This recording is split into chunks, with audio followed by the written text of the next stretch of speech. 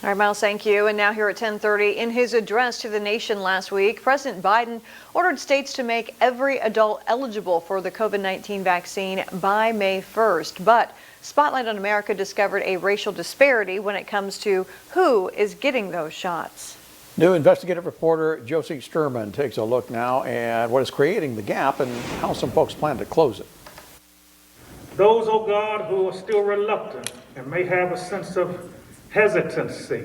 A COVID vaccine pilot program in a prominent Baltimore church begins with prayers. But faith leaders know they'll need more than that to beat the virus that's hit their community hard. This shot is crucial.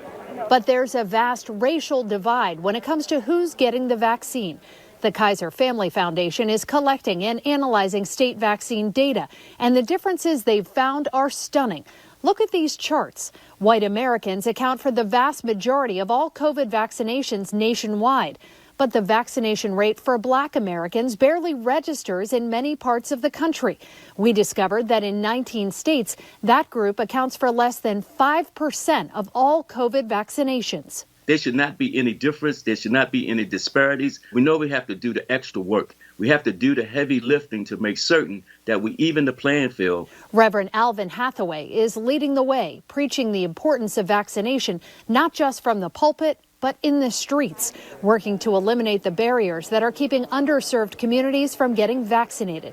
Among the roadblocks he's helping to fight, access to the internet and technology, transportation challenges, and historical skepticism about the medical community from Black Americans.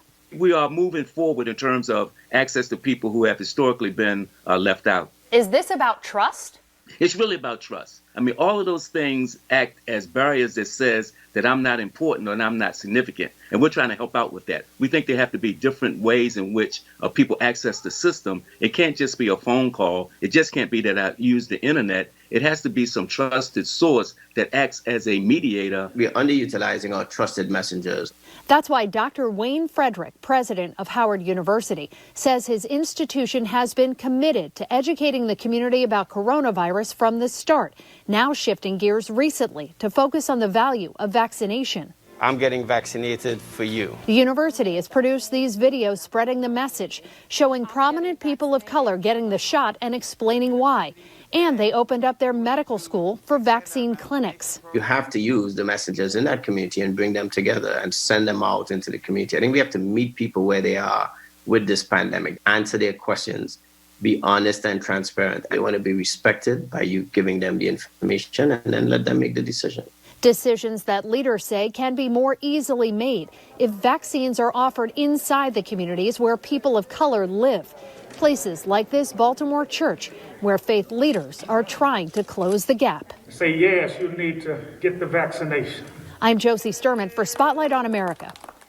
Is there a story you think we should investigate? Call our Eyewitness News tip line at 869-2929.